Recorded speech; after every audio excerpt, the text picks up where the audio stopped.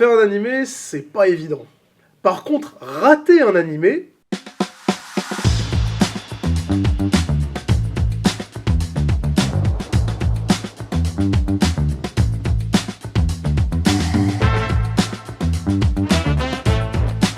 Bonjour à toutes et à tous et bienvenue dans cette première édition de Manga & Coppam, le podcast talk show, un petit peu voilà un peu ce qu'on veut y mettre, autour de la pop culture, l'actualité manga, animé, otaku, jeux vidéo.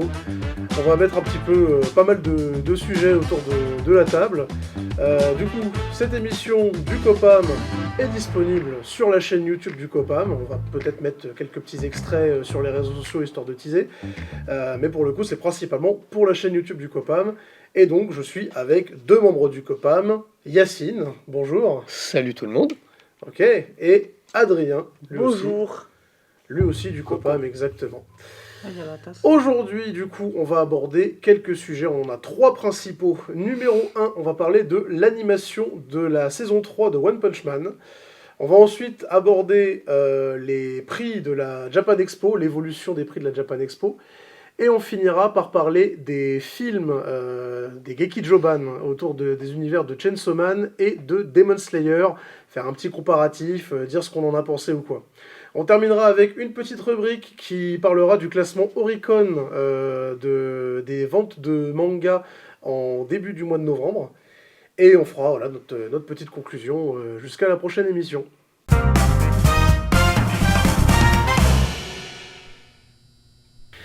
Du coup, premier sujet, l'animation de la saison 3 de One Punch Man qui est sortie là très récemment. Donc c'est un des animés de la saison automne 2025. Et on va dire que en termes de qualité d'animation, ça a fait parler, on va dire ça comme ça. Gif qui bouge quoi. Bref, on va d'abord rétablir un petit peu le pourquoi du comment. Quelle a été la polémique autour de la saison 3 de One Punch Man ? L'animation principalement. One Punch Man a réussi l'exploit avec sa sortie récente de sa saison 3 à être noté comme étant le pire animé de tous les temps, tout simplement sur My Anime List avec une moyenne de 1,7. C'est-à-dire que l'épisode le mieux noté récemment, c'est le dernier épisode en date, c'est-à-dire le 8e, qui a une note de 3,8, du coup sur 10. C'est pas beaucoup. C'est dur, ouais. C'est ça, ce qui fait qu'en fait, l'animé en lui-même est vachement charrié, même sur les réseaux sociaux. C'est-à-dire que maintenant, en fait, on fait plus référence à One Frame Man plutôt que One Punch Man. Ouais, c'est surtout, enfin, comment dire, il y a une scène qui est très très emblématique de ce problème-là, qui est devenu un mème. C'est vraiment le gif qui bouge. Hein. Le Garou Slide. Le Garou Slide. Ce qu'on appelle le Garou Slide. Si tu peux expliquer ce que c'est, d'où est-ce que ça vient le Garou Slide. En gros, dans une scène de la saison 3 de One Punch Man, on voit Garou qui glisse tout simplement sur une petite colline. Et la Terre ne bouge tout simplement pas, on dirait juste une image qui glisse sur une autre image. Ce qui, en termes d'animation, est déjà la pire des catastrophes qu'on peut se faire. Mais c'est surtout que ce n'est pas sa première fois. Hein. Dragon Ball Super Broly, c'est un film assez bien animé. Et quand on critique ce qu'on est déjà capable de faire, normalement... C'est quoi le rapport avec Dragon Ball Super Broly ?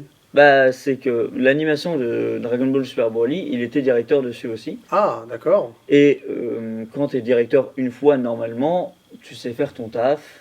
Ce qui, dans la saison 3 de One Punch Man, la saison aurait dû être mieux animée vu que c'est déjà le même studio qui s'occupe de la saison 2 de One Punch Man qui a fait un peu scandale, mais moins que celle-ci.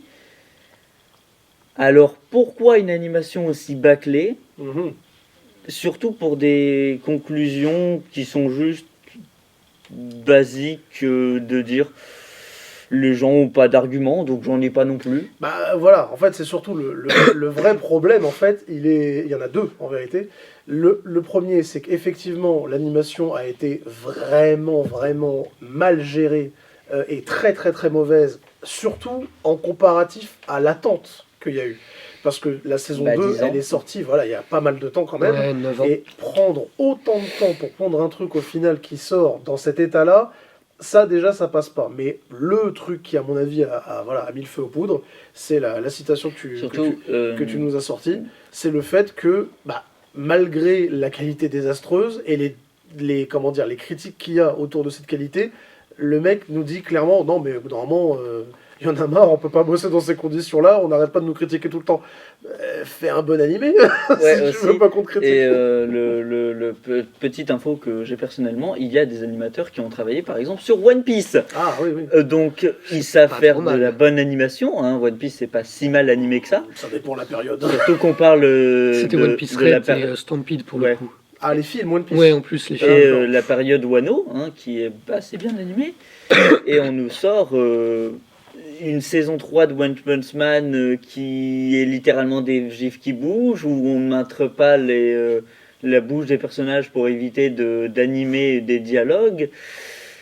Ça sent le réchauffer, ou juste on veut pas trop faire une saison qui utilise notre argent, donc gueulez pas trop, au moins vous l'avez.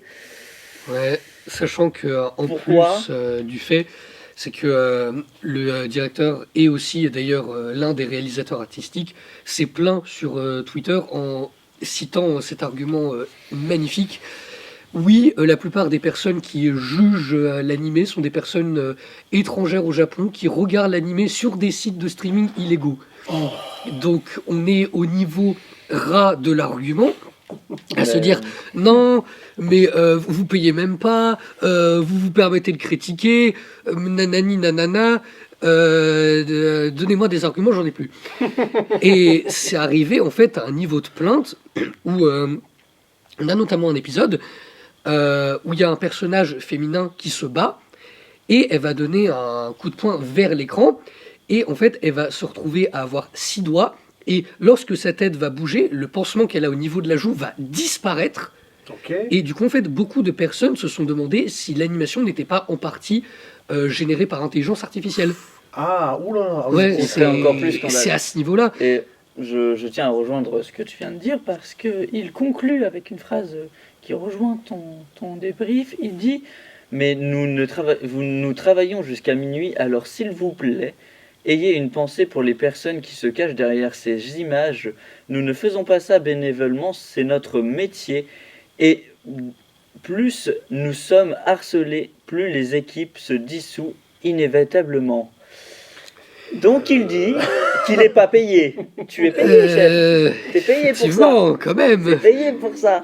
Ouais, il y a de ça. Mais en fait, c'est surtout, encore une fois, l'argument un peu gros. Alors, évidemment, il ne faut pas cautionner le harcèlement. Oui, dans tous les cas, effectivement, le fait qu'ils se prennent des torrents d'insultes sur les réseaux, c'est pas justifiable. Mais le fait de justifier les manques de moyens, les équipes réduites, toutes les difficultés que tu as dans le monde de l'animation, notamment au Japon, par un mauvais retour du public, là on peut sortir l'argument fallacieux, c'est même carrément malhonnête. Mais bon, en fait... Moi, je trouve que cette affaire-là, on va dire, elle fait écho à toutes les autres situations qu'on a rencontrées et qui sont similaires. Je pense notamment à l'une des saisons de Seven Deadly Sins qui s'est pris un torrent d'insultes. La saison 2 de One Punch Man à l'époque, qui était pareil, droit au même traitement. Dragon Ball Super à ses débuts. Blue Lock, exactement, pour des raisons différentes. Alors, l'objectif ici, ça va pas être de citer et de lister le nombre pharaonique de raisons qui peuvent pousser à ça, parce qu'il faut savoir que c'est pas le studio d'animation qui a le dernier mot dans beaucoup de projets. C'est vraiment le comité de production. Et le comité de production, c'est autant potentiellement le directeur du studio d'animation que le directeur du label de musique qui va être chargé de faire les openings. Oui. Et eux, ils ont autant de pouvoir décisionnel l'un que l'autre. Donc si jamais le but, comme tu as dit, c'était d'économiser de l'argent sur le projet, au final, t'as beau avoir les meilleurs animateurs du monde, ils réussiront pas à faire de miracles.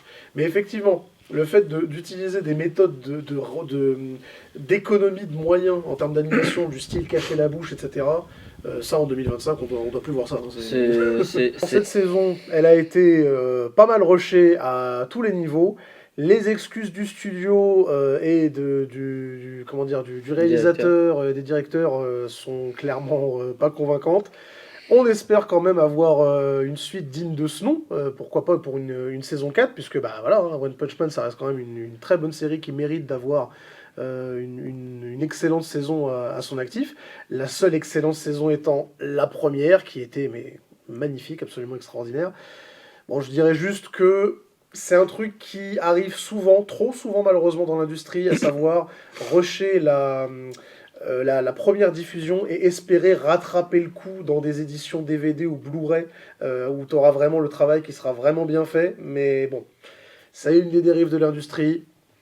On doit faire avec. Prochain sujet.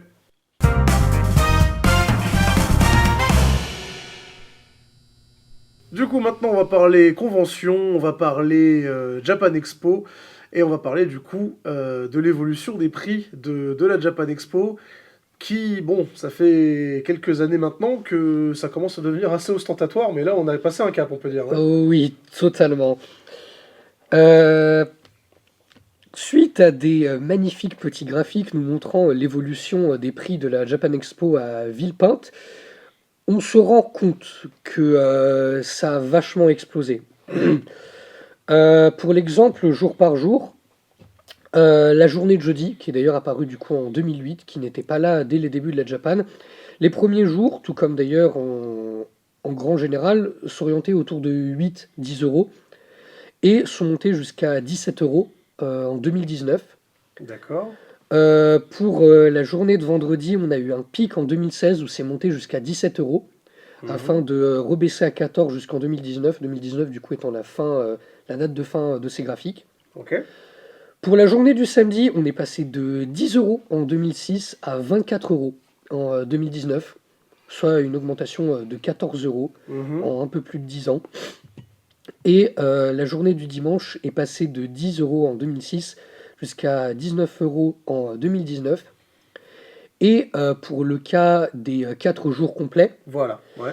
ce qui est du coup le cas le plus pertinent, on est passé à 30 euros en 2008 jusqu'à ce que le prix double à 60 euros en 2019. Mon Dieu. Aïe, aïe, aïe, aïe, aïe. Effectivement, ouais. J'ai connu, je me rappelle d'une époque où effectivement avec une cinquantaine d'euros on pouvait faire les 4 jours. Déjà à l'époque il y avait des petites polémiques par rapport à ça parce que bon, Japan Expo c'était très souvent assimilé comme étant juste un supermarché à ciel ouvert où tu payes l'entrée en plus de ça. Mais effectivement, 60 euros pour les 4 jours, sans rien, on est d'accord. On parle Ouais, pas de, non, 60 euros, pas tarif on parle pas de complémentaire. billets premium ou quoi que ce soit. Non. 60 euros l'entrée de base, c'est quelque chose, hein, quand même, ça pique. Ouais, sachant qu'en plus, on a les cas de certains billets premium. Mhm. On a notamment le billet Zen, qui est un billet qui permet d'avoir un peu plus de privilèges, Mhm. qui est à Comme 200. par exemple les privilèges, si tu as une idée à peu près. Idée de privilèges, par exemple, ce sont plutôt des privilèges réservés au fait de pouvoir un peu s'incruster avec le staff, globalement, d'avoir accès à leur salle de déjeuner, à pouvoir payer, avoir des vestiaires gratuits pour pouvoir se changer, poser ses propres vêtements Mhm. et avoir une clé. Et ils sont à 279 euros. Aïe. Et c'est rien à côté du littéralement appelé le ouais. Premium Ultimate, C'est ça, le C'est billet le qui a truc. créé ouais. la polémique. C'est ça, c'est le Qui billet nous a donné qui... ce sujet. Mhm. 1000 balles si je me trompe pas. Enfin, 999 pour être précis. Mhm. Ouais, Pour, attention, des privilèges de fou furieux, vous pouvez manger à une cantine de staff, Mhm. avoir du coup votre petit vestiaire gratuit et avoir de l'eau gratuite. et oui, ça change très peu du billet zen en plus. C'est quelques privilèges en plus pour 700 euros de plus. Ma foi. Non mais voilà, déjà à la base, le billet Zen plus Confort qu'il y avait déjà en 2019-2018, il était lui aussi sujet à quelques polémiques, notamment voilà, du fait que tu avais accès au lounge premium, qui était en fait juste la seule salle climatisée de tout de tout le bâtiment. Et comment dire, et tu avais droit à des petits fours, du jus d'orange gratuit, des fauteuils, enfin... Voilà, c'est dingue à quel point le confort, entre guillemets, minimum dans une convention, ça prend des proportions de malade mental et ça vaut des billets qui coûtent extraordinairement cher. Et encore, il y a une époque, je sais plus en 2017 combien est-ce qu'il coûtait le billet Zen Plus Confort, mais ça valait moins de 200 €, ça c'est sûr. Donc c'était complètement quelque chose. Du coup, est-ce que les Japan Expo a communiqué là-dessus par rapport à... On n'a eu pas vraiment de communiqué par rapport à ça. Ils ont vraiment balancé le billet comme ça. Mhm. Il y a eu pas mal de retours, notamment sur Twitter principalement, avec beaucoup de personnes qui ont été scandalisées par les prix faramineux. La Japan Expo, qu'est-ce que c'est devenu? Maintenant, il y a des billets à 1000 balles, qu'est-ce que c'est que ça? Et pas vraiment de retour en fait. Ouais, c'est ça. On n'a pas eu de retour par rapport à ça. Mais c'était quoi l'occasion globalement? Parce que c'est pas les 25 ans de... Si, c'est ça, C'est ça, totalement. voilà, c'est les 25 ans. Pour les 25 ans de Japan Expo, du coup, ils font un billet hors de prix où tu vas te balader avec ta chaîne en or. Regardez, je ne suis pas, je ne suis pas n'importe Oui. qui, moi. C'est ça. Surtout que je tiens à le rappeler que l'eau gratuite, c'était parce que en fait on était en canicule à ce moment. Donc la Japan Expo s'est passée dans des canicules vraiment vénères en été.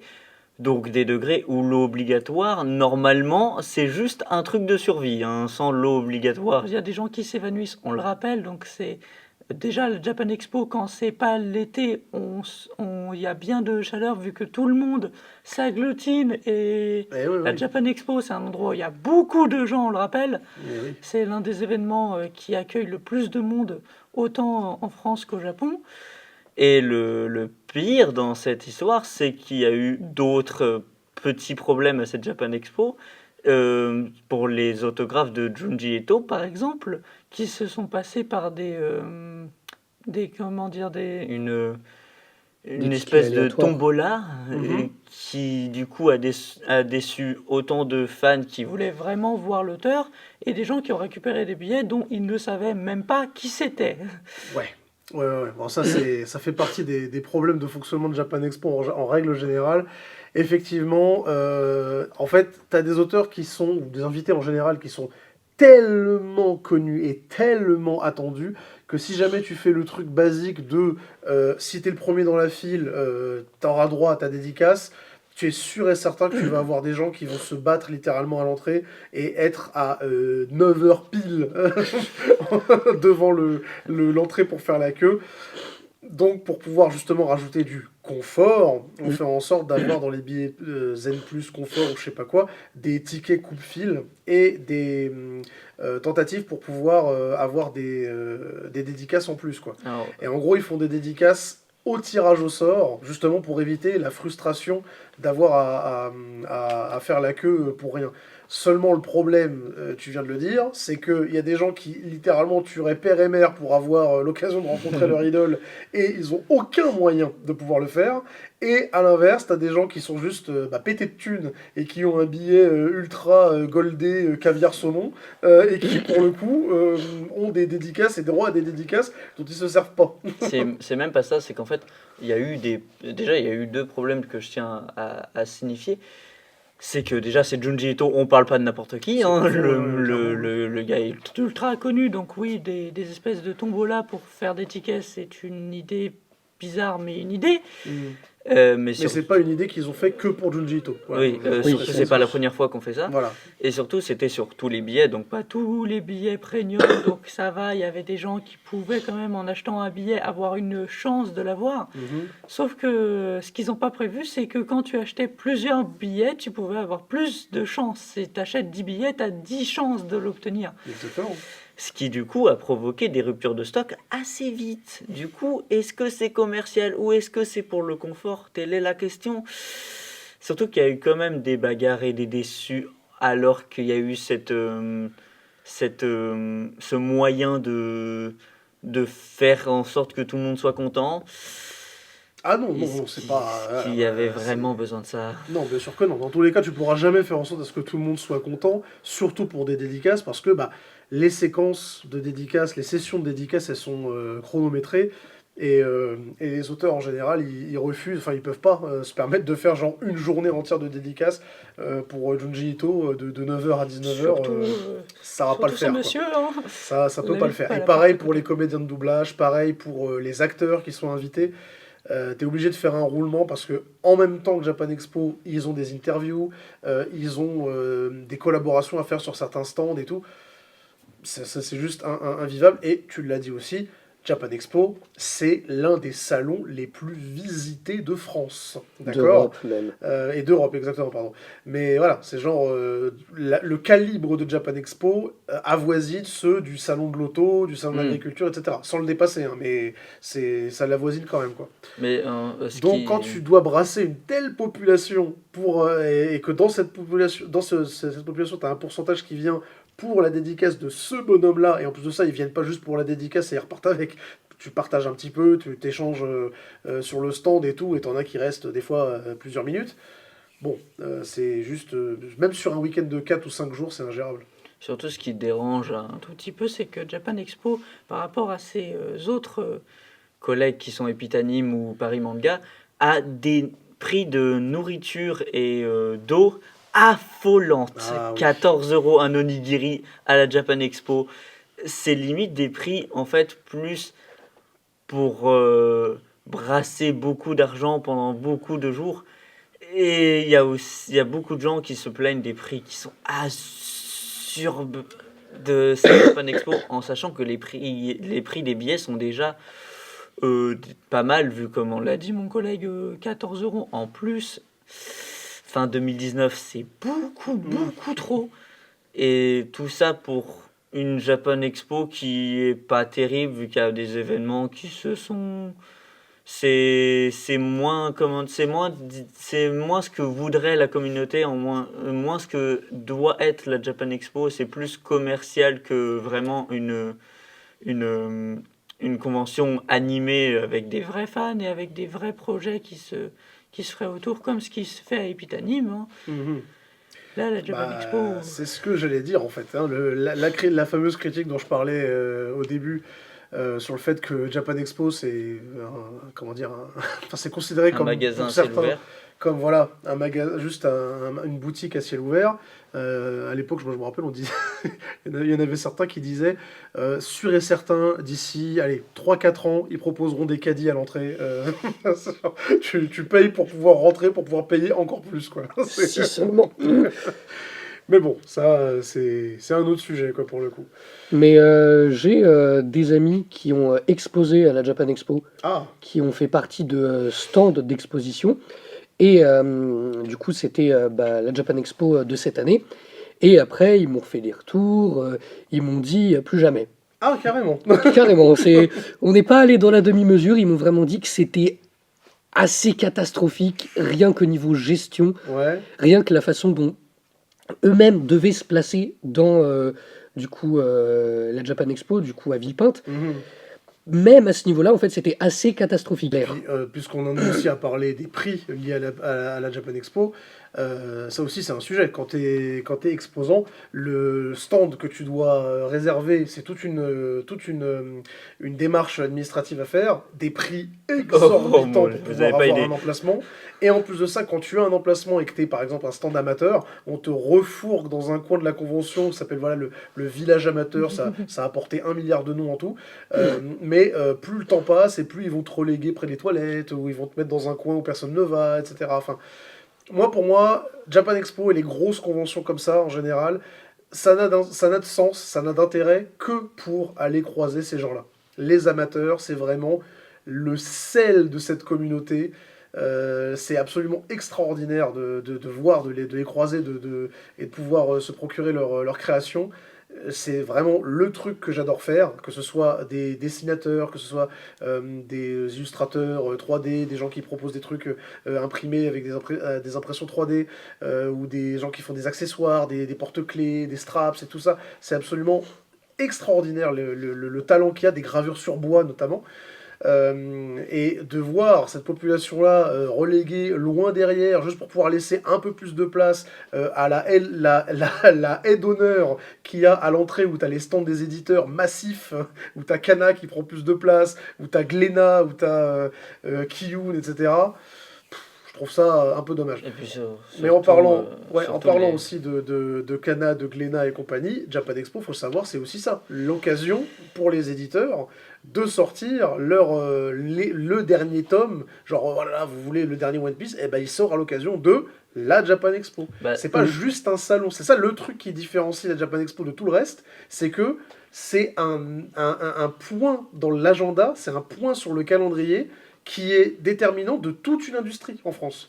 Contrairement à une Epita ou quoi que ce soit. Pour donner un peu de contexte, il y a eu, si je ne me trompe pas, des diffusions de 2-3 épisodes d'un animé qui devait sortir il n'y a pas si longtemps.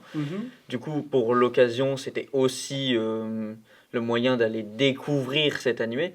Il y a eu aussi une entreprise qui a du coup montré ses nouvelles statues de Naruto.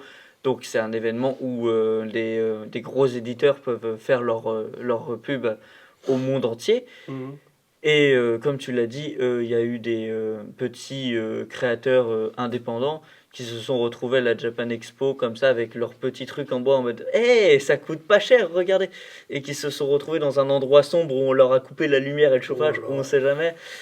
Et en fait, pour le professionnel et l'indépendant, ça pourrait s'allier ensemble. Il y a moyen de travailler ça plus correctement pour que ça soit plus convivial et pas que ça soit une espèce de chasse à la place la mieux placée devant l'entrée pour que les gens dépensent l'argent ou leur énergie dans ton stand en particulier pour juste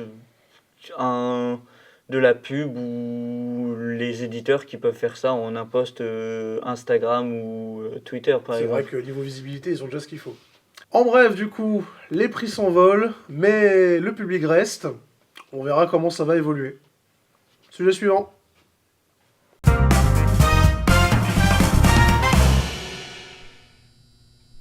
Du coup, pour la suite, on va parler de films d'animation, on va parler de Geki Joban, on va parler de Demon Slayer, le film, ainsi que le film Chainsaw Man. Petit comparatif des deux, on va revenir un petit peu sur les succès de l'un, de l'autre, les qualités, les défauts. On va essayer de faire ça vite, mais je vous garantis qu'on n'y arrivera pas. Du coup, on va commencer par Demon Slayer.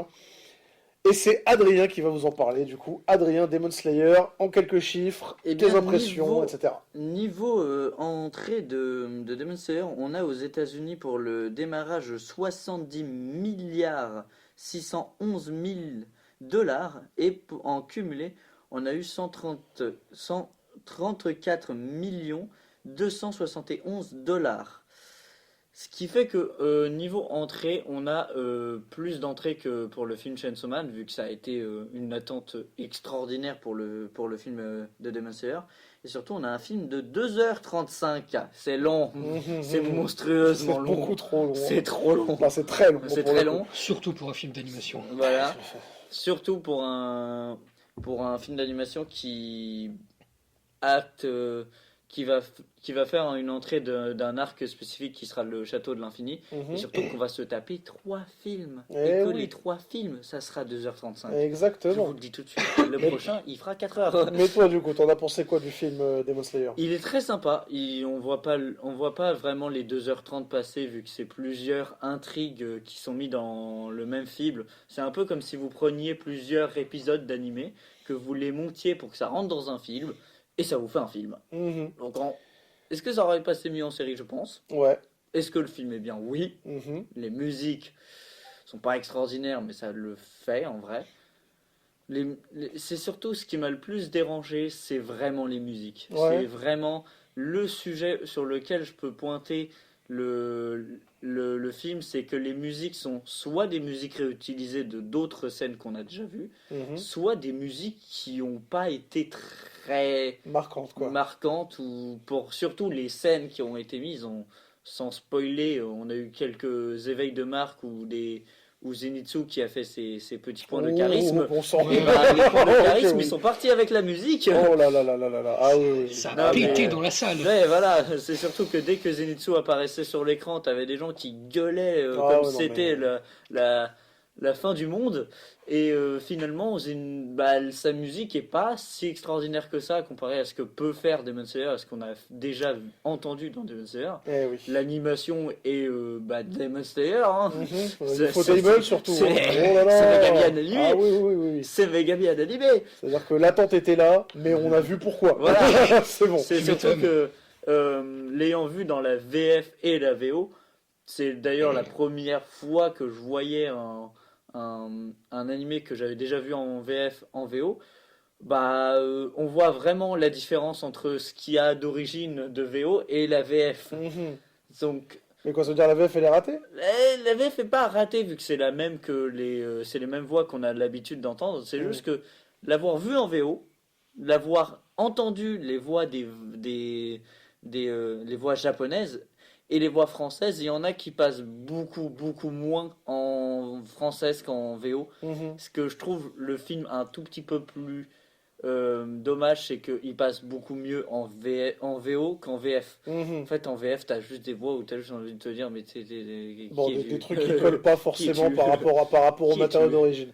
Mais après, voilà, je reviens sur ce que tu disais. Effectivement, t'as vraiment l'impression de voir une série condensée en un seul film et on a même, je te coupe, c'est un peu problématique. On a même un opening au tout début du film. Tout à fait, oui. Donc ça veut dire que là, on a l'opening du Château de l'Infini. Au tout début, on a tout le monde qui tombe dans le Château de l'Infini. Donc on a un opening qui passe, qui est, désolé du mot, catastrophique. J'ai pas aimé. Je n'ai pas aimé. J'arrive pas jusque là, mais c'est vrai qu'il est pas très marquant. J'ai pas aimé. Mais bon, globalement, ouais, le film, il a pas mal de problèmes de rythme. Il y a beaucoup de gens qui, au moment où il est sorti, se disaient, trop de flashbacks. Franchement, il y a juste trop de flashbacks. En fait, c'est pas qu'il y a trop de flashbacks, c'est juste que les flashbacks en fait arrivent pour pouvoir rythmer l'action, c'est-à-dire que étant donné que ça se voit que le rythme du récit, donc du manga d'origine, était prévu pour être vraiment séquencé, comme pour des mangas, comme pour des tomes, comme pour des épisodes d'animé, avoir ce même rythme-là dans un manga, c'est beaucoup moins fluide qu'un autre exemple qu'on va voir juste après. Là, en l'occurrence, ça aurait gagné, je pense, à être une série animée.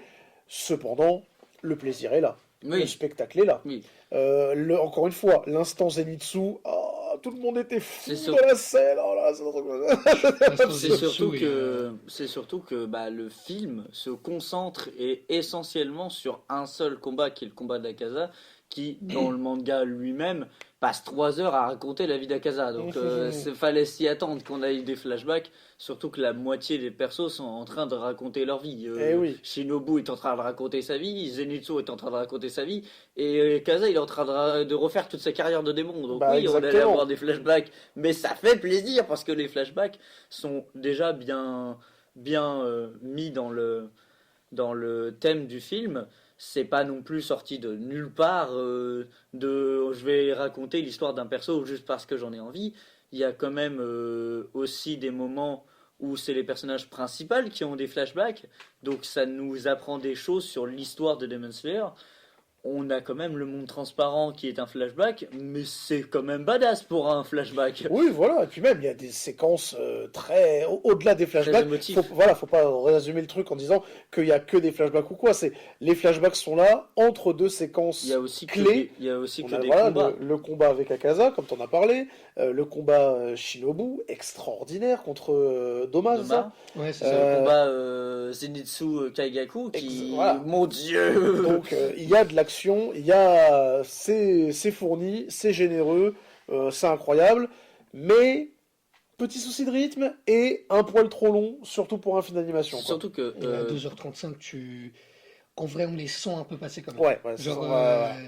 On est plus habitué à 2h35 plutôt voir un film live action, plutôt film, je veux dire classique hollywoodien, alors qu'un film d'animation va plutôt tourner autour des 1h30-40. C'est même rare qu'un film d'animation fasse 2 heures. Exactement. C'est surtout que le seul souci, c'est que c'est la deuxième fois que Demon Slayer fait un film pour adapter un de ses arcs. La première fois, c'était pour le Train de l'Infini, qui avait plutôt bien marché d'ailleurs. Oui. Et le Train de l'Infini, ça adaptait une partie de la saison 2, qui est juste la partie avec Rengoku.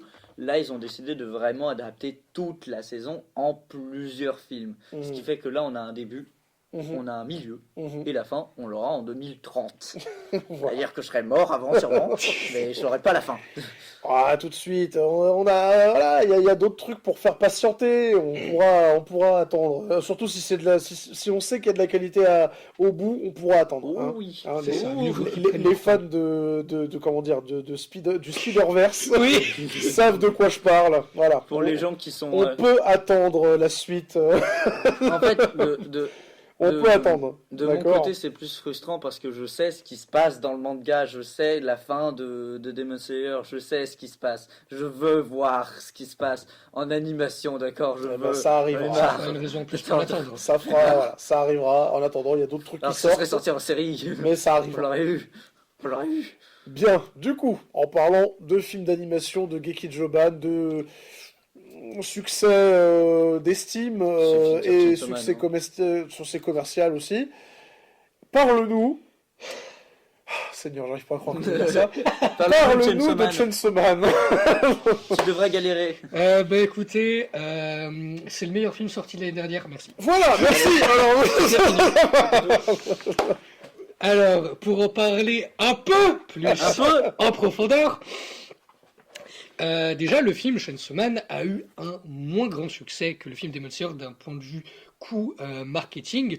Le budget du film Demon Slayer, c'est environ, orienté en dollars, environ 15 à 20 millions de dollars. Et au démarrage aux États-Unis, on est sur du 18 millions de dollars. En cumul, on est sur du 45 millions de dollars, ce qui fait qu'à l'international, le total est à 56 millions de dollars. Il faut savoir qu'il est sorti en France, du coup, le 22 octobre. Demon Slayer, lui, était sorti Le 22 en été, septembre. vers début septembre. Mhm. Il est sorti au niveau de la rentrée scolaire. Et pour m'étaler un peu plus sur le film Allez. en lui-même, le film Chainsaw Man, en fait, retrace un arc qui s'appelle l'arc Résé ou l'arc du démon bombe, qui globalement arrive directement, vraiment, juste après la saison 1, et place une transition vers, du coup, ce qui va être plus tard, la saison 2.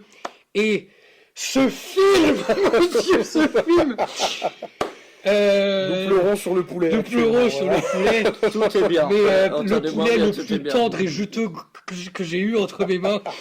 Oh là là, C'est ça, le poulet fermier bio Ouais. élevé au grain. Voilà. c'est ça, élevé au plein air, C'est nourri sûr. avec la meilleure orge du pays. Ouais, c'est surtout un film qui est La métaphore est longue. d'accord. La métaphore est longue. C'est Mais pourquoi ce film est bien? Pourquoi tant de questions, tant de réponses à amener? De une, l'animation. Mhm. Alors, on parle beaucoup de l'animation de Demon Slayer comme étant excellente, et à juste titre, l'animation de Demon Slayer est excellente, mais je trouve que Chainsaw Man a un truc en plus. En fait, elle est particulièrement vivante, et il y a un truc aussi, un truc assez particulier. Dans beaucoup de scènes de Chainsaw Man, on se retrouve à avoir Denji qui est plongé un peu dans sa tête, dans ses pensées, dans ses rêves, où il est face à une porte qu'il ne doit surtout pas ouvrir. Et là, le film a pris le parti pris de faire cette scène totalement en noir et blanc, comme si on avait littéralement le panel du manga qui était en fait adapté sur l'écran.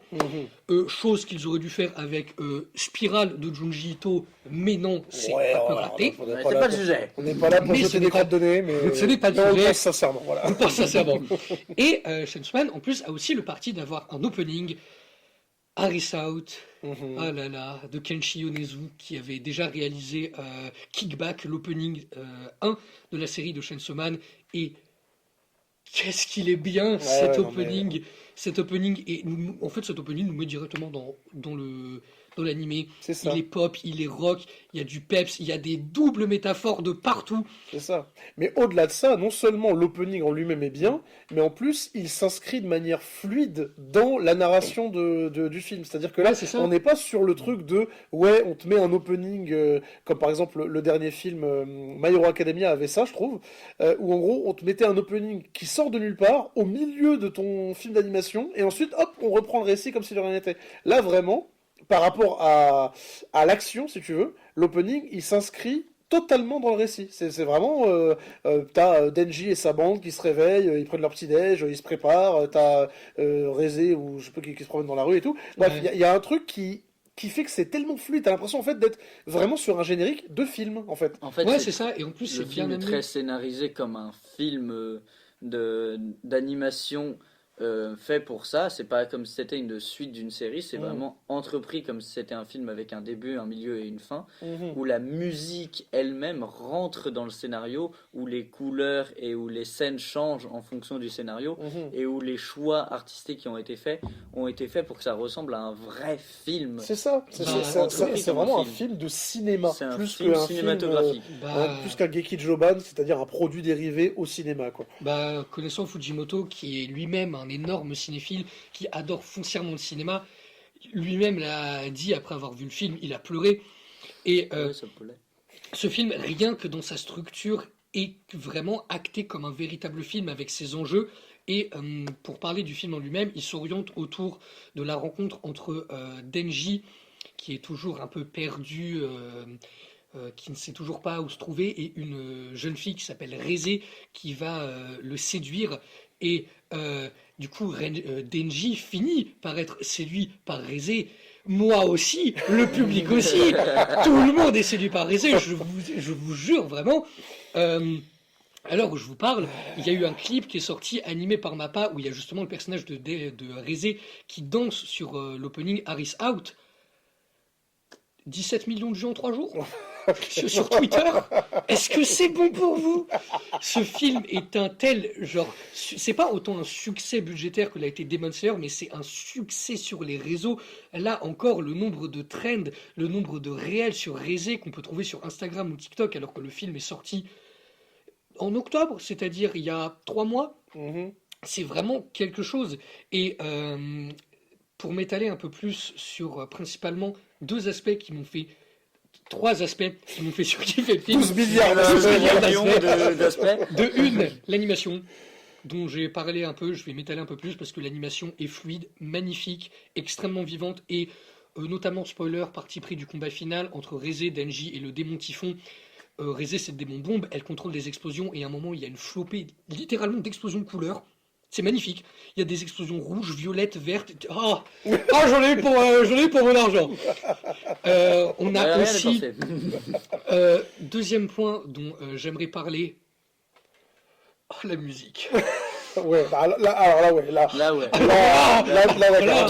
Entre les deux musiques qui alors sont là, le générique je vous et jure, je vais déjà, genre, si on squeeze l'opening et l'ending aussi de Jane Doe, qui sont absolument magnifiques. L'opening s'appelle Jane Doe. Jane Doe, je ne sais pas si vous savez ce que représente ce terme. Un Jane Doe, c'est un terme qu'on utilise dans le jargon policier. C'est comme ça qu'on appelle une femme une femme retrouvée dont on ne connaît pas l'identité. Voilà. C'est ce qu'on appelle une Jane Doe ou un John Doe pour les hommes. Et Jane C'est ce Doe, que j'allais dire, dont la super série John Doe, pas du tout. très mauvaise série qui s'appelle John Doe avec l'acteur qui a joué dans Prison Break, sachez-le. Et du coup, c'est très intéressant d'appeler cet ending Jane Doe, c'est un double sens et tout. Et In the Pool, la musique In the Pool. En fait, la musique In the Pool, la musique In the Sea, Slow Summer Eve, Rézé, First Glance, The City Mouse and the Bref, toute la musique du film. La discographie du film, en fait par Kensuke Ushio, qui est d'ailleurs connu pour avoir aussi fait les musiques de Devilman Crybaby. Devilman no Uta, quel poulet. Aussi les musiques de Dan Dadan, dont la musique, j'ai oublié le titre de la musique, mais la musique de la scène de la danseuse qui avait cassé aussi Internet. Il s'est tué pour les musiques, et vraiment tu le ressens. Et le dernier petit point dont j'aimerais parler, c'est juste une scène. Bah évidemment. Évidemment, c'est The Scène avec un Z majuscule. La scène de la piscine. Je vous jure. Elle a traumatisé plus d'un. Voilà, clairement. J'ai lu le manga. J'ai lu le manga. J'ai lu les 2-3 pages que dure la scène de la piscine. Je l'ai vu en animé. Ouais. On était avec 4 potes. On était littéralement pendant toute la scène en mode comme ça, absolu de cinéma sur nos sièges. Et c'est du coup d'où cette scène qu'il y a la fameuse musique In the Pool. Et cette scène, triple métaphore du fait que la scène soit entièrement en bleu, ce qui nous plonge dans une ambiance un peu mélancolique, que la seule couleur qui ressort de ça, c'est le vert des yeux de Reze, qui nous hypnotise autant nous que Denji, le fait que Reze, dès le début, se met entièrement à nu, autant métaphoriquement que physiquement, pour attraper Denji. En apparence, parce que justement, on apprend après Justement, le c'est pourquoi ça. du comment, voilà. Elle attrape Denji littéralement dans ses filets, et en parlant de filets, pendant qu'on regarde la scène, il y a des plans sur une araignée qui est en train de grailler un papillon. Petite subtilité, cette araignée c'est une tégénaire, une araignée totalement inoffensive pour l'homme, et ce papillon c'est un grand monarque blanc d'Amérique du Nord qui a la caractéristique de libérer une toxine mortelle quand il est ingéré par un prédateur. Double métaphore sur Reze qui s'intoxique en dévorant Denji. C'est magnifique. Quand on dit que c'est du grand cinéma, du vrai cinéma, c'est du cinéma qui est signifiant. Il y a vraiment l'image raconte quelque chose. Il y a vraiment un récit qui est retranscrit autrement que par purement des dialogues, que par purement du scénario. Voilà. Quoi. Là, il y a quelque chose de concrètement cinématographique, et même l'arc en lui-même dans le manga avait déjà ça. Oui, il avait déjà une rythmique comme ça. Et la scène, pour revenir sur la scène de la piscine, non seulement la scène de la piscine en elle-même, elle était déjà assez captivante dans le manga, mais vraiment le film d'animation l'a sublimé comme jamais. C'est-à-dire que on est déjà sur une ambiance particulière dans les pages du manga, mais comme tu as dit, ça a duré que 2 pages, quoi, globalement. Ouais, c'est super court. Donc c'est super court. Le film, ça alors dure que là, bien c'est une plus longtemps. séquence complète Qui fait 10 minutes. Ouais, voilà, et t'es vraiment plongé dans une ambiance particulière, c'est absolument incroyable. Et surtout, dernier petit truc auquel j'aimerais amener, parce que je trouve ça vraiment ultra pertinent et intéressant. Tout le film aussi se construit autour d'une fable extrêmement connue d'Ésope qui a été réinterprétée par La Fontaine.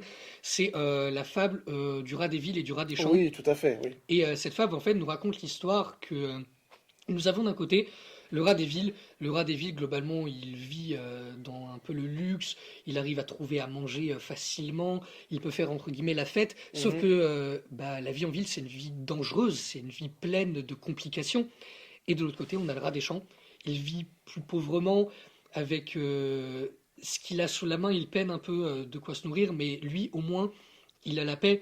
Cette métaphore nous est introduite d'abord par le démon ange, puis nous est expliquée au contour de chaque personnage. Sans rentrer dans le détail et sans spoiler, cette dualité, on va dire, cette dichotomie entre rat des villes et rat des champs, entre oisiveté mais manque de sécurité, ou bonheur et manque de oisiveté, manque de luxe entre guillemets, elle est vraiment au centre de l'écriture de cette partie de l'histoire pour plein de personnages.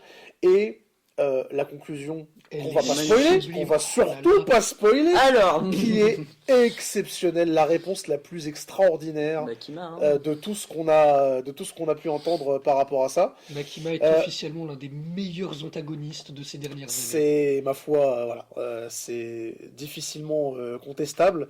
Mais ouais, en tout cas, voilà, on sent que, encore une fois, le fait qu'il y ait le fait d'avoir ce fil conducteur, voilà, on pourrait appeler ça un leitmotiv, quoi. Donc, le leitmotiv qu'on a autour de Rat des villes, Rat des champs, où tu as tous les personnages du film qui peuvent être soit mis dans la catégorie Rat des villes, soit mis dans la catégorie Rat des champs, et le final qui vient rabattre les cartes sur la définition même, quoi, parce qu'on sous-entend que le Rat des champs, certes, il galère à bouffer, mais au-delà de ça, il est heureux. C'est pas aussi simple que ça. C'est pas aussi j'ai oublié manichéen, c'est pas aussi, on n'est pas aussi manichéen que ça. Et le fait que ce soit un personnage qu'on croit connaître, et en fait, à chaque fois qu'on la découvre, on redécouvre une partie horrifiant et glaçant du personnage.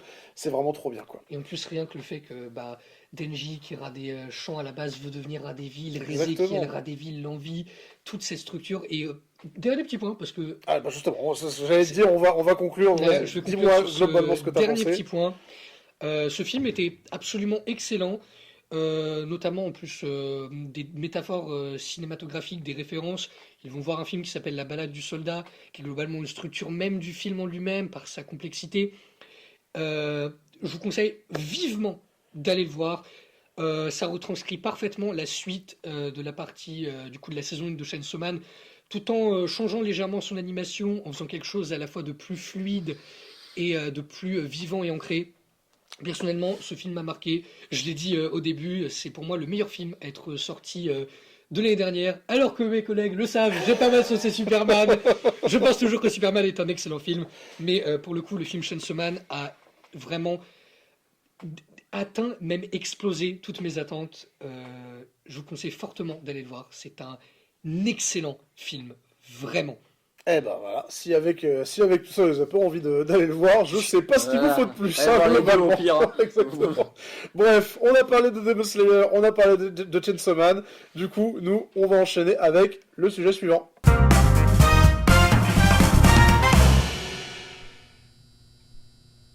Et du coup, pour finir, on va vous parler du classement Oricon. Alors, qu'est-ce que c'est que le classement Oricon ? C'est un truc qui est...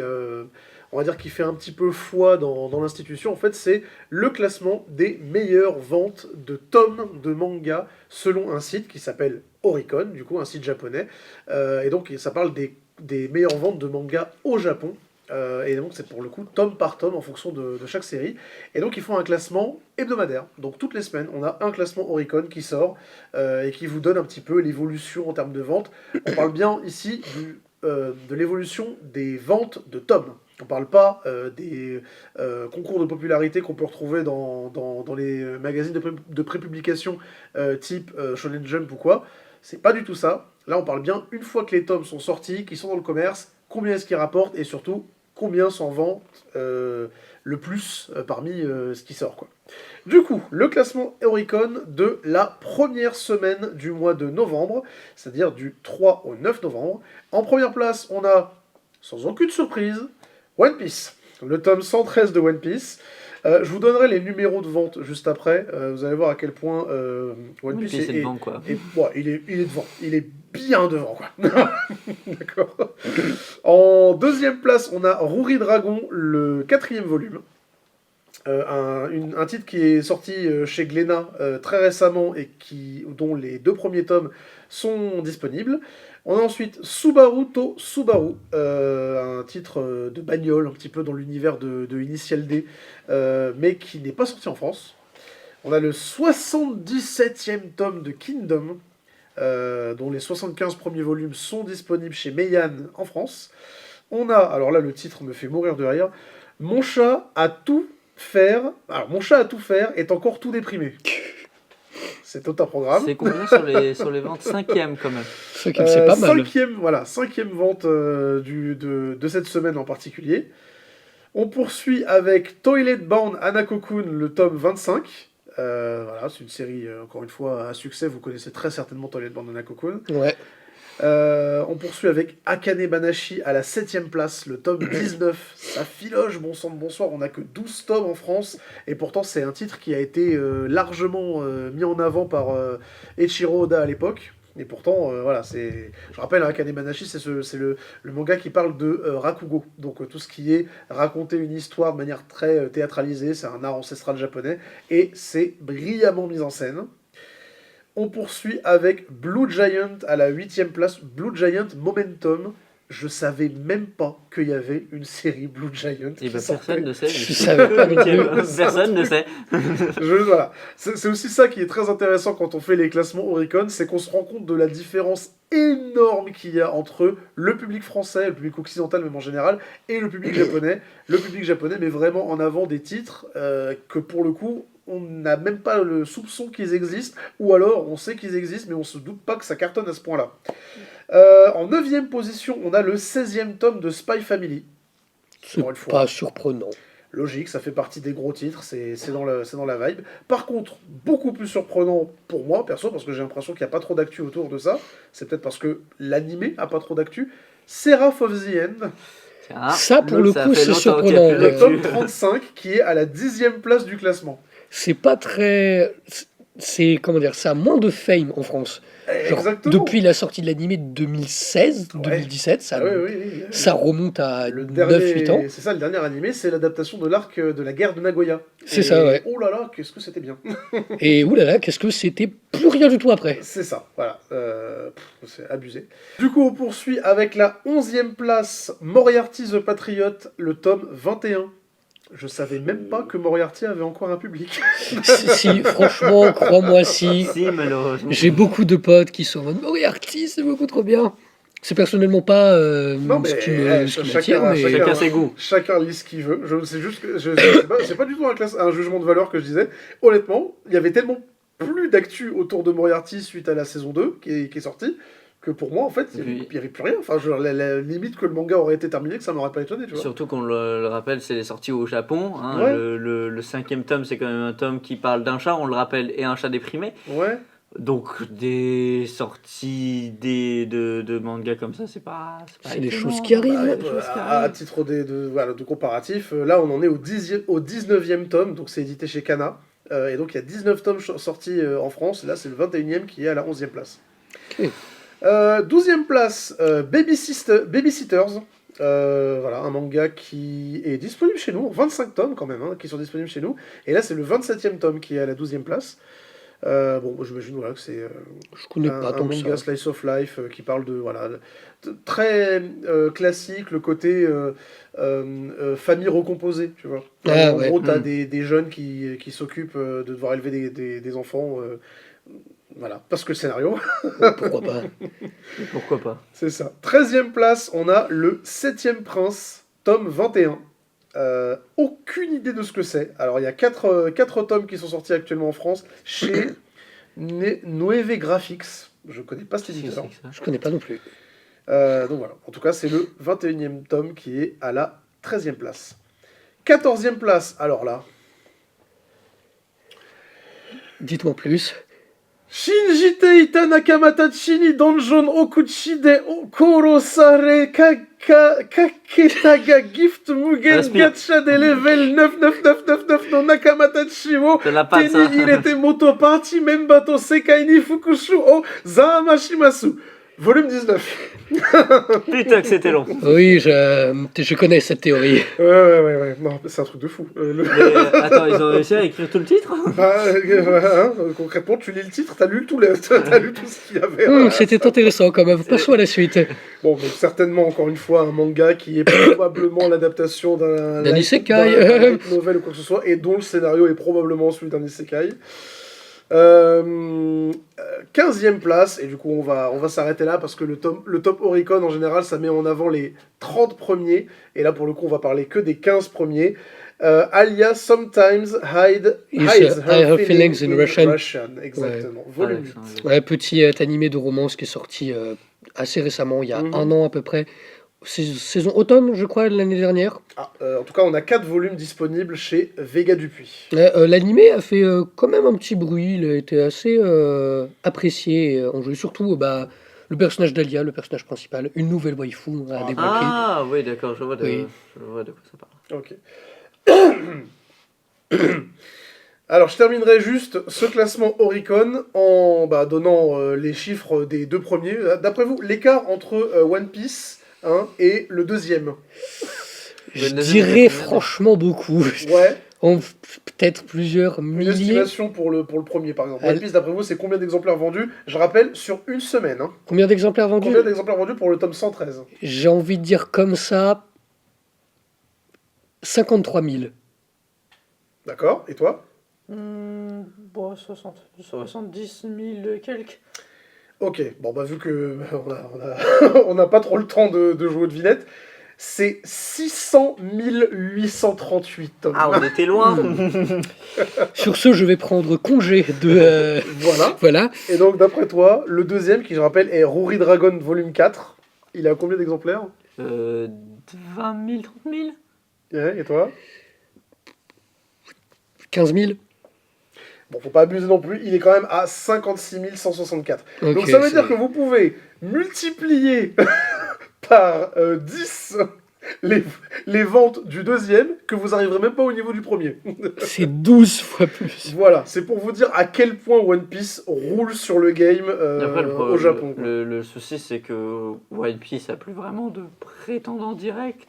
Bon, ça, c'est un autre sujet. Là, on parle juste des ventes du tome 113 de One Piece en particulier. Et voilà, le classement Oricon, c'est une donnée brute, donc pas sujet à interprétation. One Piece, c'est quand même 680 millions d'exemplaires vendus, soit plus que Harry Potter. Ma foi. C'est pas mal. Voilà. En termes de données brutes, on se pose là, quoi. Mais donc, voilà. Ouais, une fois de plus, sans surprise, One Piece a tout cassé.